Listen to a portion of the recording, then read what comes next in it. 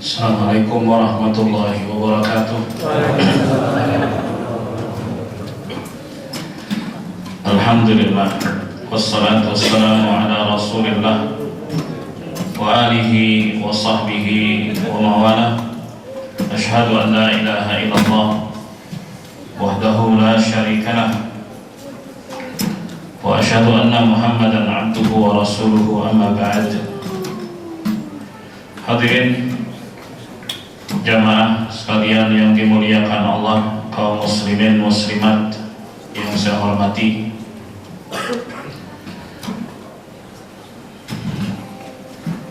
sesungguhnya Allah Subhanahu wa ta'ala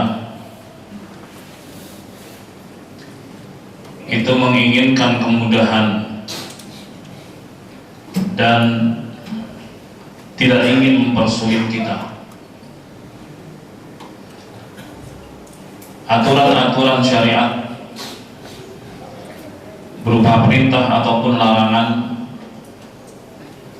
semuanya secara umum adalah mudah dan bisa dikerjakan.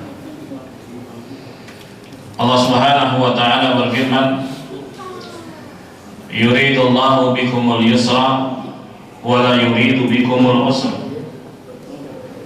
Allah Subhanahu wa ta'ala menginginkan kemudahan buat kalian dan Allah tidak ingin mempersulit kalian. Dalam ayat yang lain kata Allah Subhanahu wa ta'ala, la yukallifullahu nafsan illa wus'aha. Allah tidak membebani suatu jiwa kecuali sesuai dengan kesanggupannya.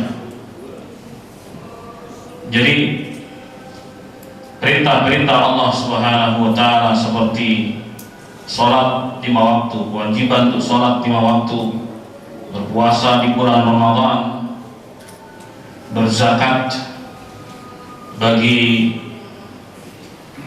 mereka yang hartanya memasuki nilai wajib zakat, dan juga perintah-perintah lainnya, itu pasti bisa dikerjakan. Demikian pula larangan-larangan Allah Subhanahu wa ta'ala,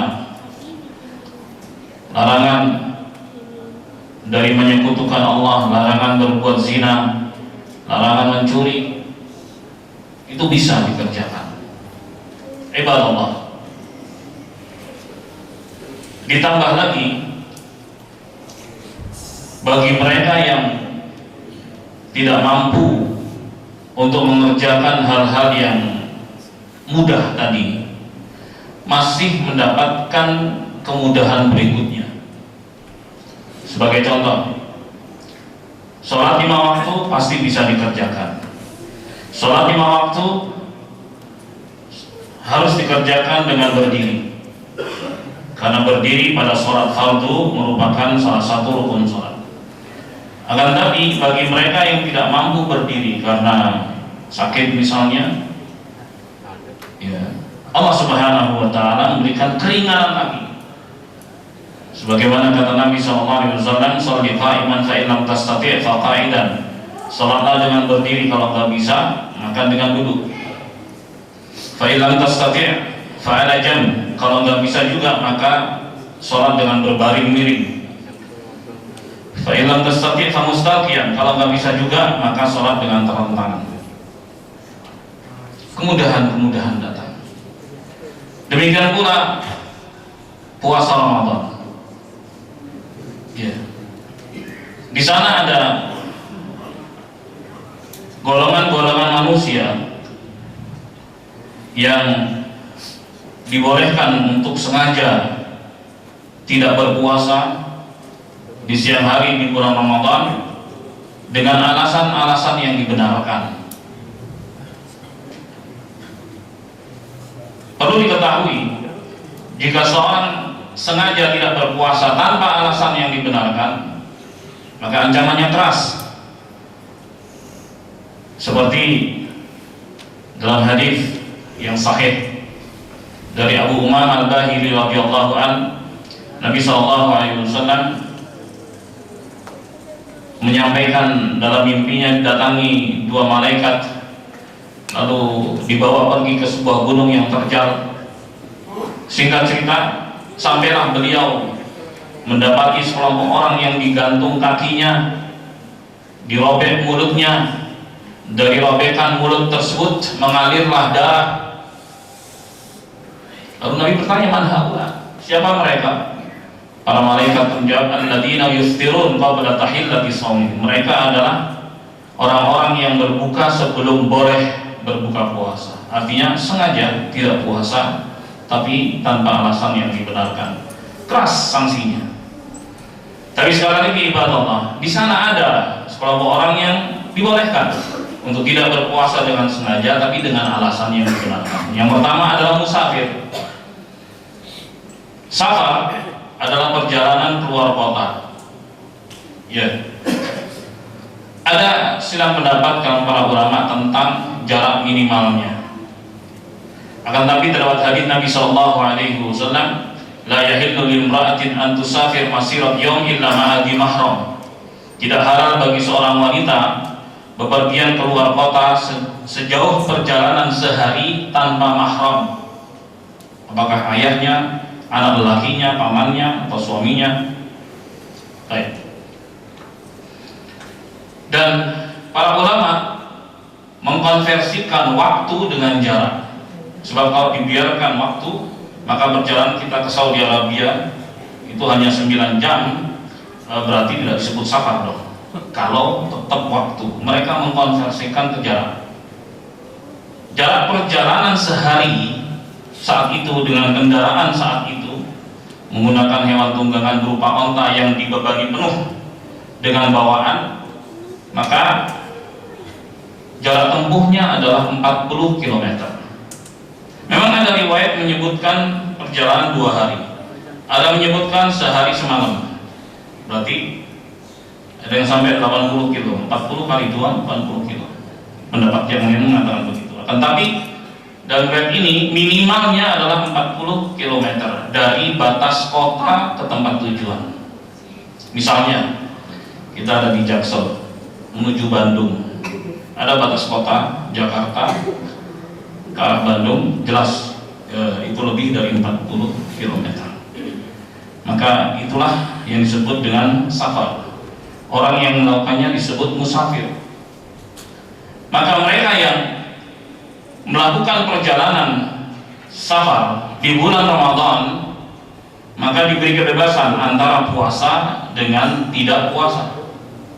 Karena Anas bin Malik radhiyallahu anhu melaporkan bahwa beliau pernah bersama Nabi SAW dan rombongan melakukan safar di bulan Ramadan. Ada di antara mereka rombongan yang berpuasa, ada juga yang tidak. Mereka tidak saling mereka tidak saling mencela satu sama lainnya. Nah, akan tapi Nabi SAW dalam satu perjalanan mendapati ada seorang yang dikerumuni banyak orang. Lalu beliau bertanya, kenapa orang itu? Mereka mengatakan, dia puasa wahai Rasulullah. Maka Rasulullah SAW bersabda, laisa minal bir as-siyamu fis safar. Bukanlah kebaikan berpuasa saat safar. Bagi siapa? Bagi orang yang memaksakan diri berpuasa padahal safarnya berat baginya, maka tidak baik baginya untuk berpuasa. Jemaah, sebagian orang dia melakukan perjalanan, kendaraannya bagus, akomodasi bagus, ya. Dia merasa kalau berpuasa saat itu masih enteng, dan dia merasa kalau tidak berpuasa dia harus ganti, dan berpuasa di tengah orang-orang yang sedang tidak berpuasa itu berat. Dia memilih untuk berpuasa. Itu silahkan, mana yang enteng. Masing-masing orang berbeda-beda cara safarnya, maka ambillah yang paling mudah.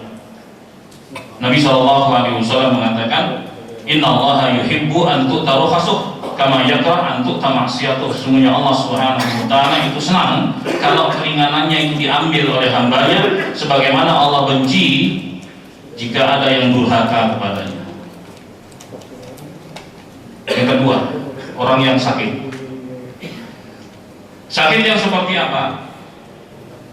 Sakit yang jika dia berpuasa itu akan menunda kesembuhannya atau memperparah sakitnya, maka boleh baginya untuk tidak berpuasa saat itu, dan dia harus ganti di hari yang lain. Ya, adapun sakit-sakit ringan, ya mungkin terluka, tergores dan sebagainya, itu bukan sakit yang membolehkan dia untuk tidak berpuasa. Dalilnya adalah firman Allah Subhanahu wa taala, "Wa man kana maridan aw 'ala safarin fa iddatun min ayyamin ukhra." Barang siapa yang sakit atau dia bepergian keluar kota, maka boleh untuk tidak berpuasa dengan mengganti di hari-hari lainnya di luar bulan Ramadan. Itu konsekuensinya. Boleh tidak berpuasa tapi menggantinya. Golongan berikutnya, yang ketiga adalah wanita yang haid dan nifas. Para ulama sepakat bahwa wanita yang haid dan nifas itu haram untuk berpuasa. Ya, haram untuk berpuasa karena dilarang bagi mereka untuk berpuasa. Kalau seandainya ada seorang wanita berpuasa, kemudian jam 5:30 sore datang bulan, maka puasa hari itu batal. Dia harus ganti di hari yang lainnya di luar bulan Ramadan. Ya. Kemudian golongan yang keempat adalah pria dan wanita yang sudah tua dan tidak mampu untuk berpuasa. Ya. Di sini bukan faktor angka. Mungkin ada sebagian yang angkanya mencapai 80 tapi masih fit, berpuasa pun masih enteng, ini puasa. Tapi ada juga seorang yang ya sudah termasuk tua juga, karena Nabi SAW mengatakan a'malu ummati ma baina 60 wa 70. Usia, ya umumnya usia umatku antara 60 sampai 70 tahun. Itu usia rata-rata umat Rasulullah Muhammad SAW dalam hadis yang sahih. Jadi disebut tua ya di usia tersebut 60 ke atas. Ya, kalau ada yang lebih bahkan sampai 80, masya Allah. Kalaupun masih kuat ya berpuasalah. Kalau memang sudah nggak kuat, jangan dipaksakan. Cukup baginya membayar fidyah. Cukup baginya membayar fidyah. Jemaah, dulu puasa Ramadan sebelum diwajibkan oleh Allah Subhanahu wa taala, dia masih bersifat pilihan. Kata Allah Subhanahu wa taala, "Wa 'alal ladzina yutiqunahu fidyatun ta'amu miskin." Dan kewajiban bagi orang yang bisa berpuasa namun dia memilih untuk tidak berpuasa Ramadan harus membayar fidyah. Itu makanan untuk orang miskin. Kata Abdullah bin Abbas, ayat ini berlaku pada pria dan wanita yang sudah tua yang tidak mampu untuk melaksanakan puasa, maka dia pilih untuk tidak berpuasa. Dan ayat ini tetap berlaku walaupun puasa Ramadan sudah diwajibkan, nggak ada pilihan. Kata Allah Subhanahu wa taala, "Faman syahida minkum syahra falyasum." Barang siapa yang mendapati bulan Ramadan masuk, wajib baginya untuk berpuasa. Akan tapi rukhsah yang diberikan oleh Allah bagi pria dan wanita yang sudah tua yang tidak mampu berpuasa tetap berlaku. Bagi mereka hanya membayar fidyah, memberi makan setiap harinya seorang miskin. Jadi bisa juga kumpulkan 30 orang miskin, dijamu sekaligus, ya selesai. Baik. Atau mungkin 15 terserah, yang penting totalnya adalah 30 hari atau 29 hari tergantung dari bulan Ramadannya. Jemaah yang dimuliakan Allah, terakhir, kelompok terakhir adalah wanita yang hamil dan menyusui. Wanita yang hamil dan menyusui. Ada sejumlah pendapat terkait wanita yang hamil dan menyusui. Ya, mereka boleh untuk tidak berpuasa, tapi konsekuensinya ada yang mengharuskan mengganti puasanya, ada yang hanya membayar fidyah saja. Saya menguatkan pendapat yang hanya membayar fidyah saja berdasarkan hadis dari Abdullah bin Umar radhiyallahu anhuma, ya, bahwa beliau ditanya oleh istrinya yang sedang mengandung, ya, apakah sang istri tersebut puasa atau tidak. Kata Abdullah, aftiri wa at'imi an kulli yawm miskinan wa la taqdi.